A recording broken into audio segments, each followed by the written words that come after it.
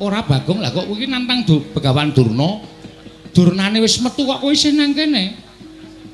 Aku lho mung nantang tok e. Lho, lah sing temandang sapa? Ya mbuh.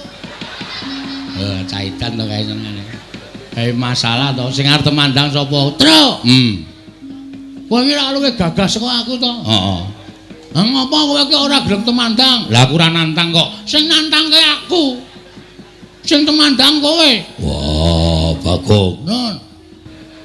Wis aku tak takon, rupane Durna kaya ngono kok anak-anak kaya sampean baguse ra jamak-jamak. Wong sementen iki mboten percaya. Durna sing menehi banyu suci Perwitasari. Sampeyan niku jane mbiyen dijlomprongke karo Begawan Durna kon jegur segara. Jane sampeyan niku mung dikrenah patine. Oh. Kok ngono kok Durna bapakku. Bapak saka ngendi? Kowe tak anggap bapakku. Salah sampeyan niku kleru. Sing maringi banyu suci Perwitasari niku Sang Ruci Bathara, ya Sang Dewa Ruci, dudu kok Durna. Men sampeyan ngrekoso teng tengah segara sing aja-aja patih sengkuni. Kok kowe ngerti? Aku domongi dalange kok.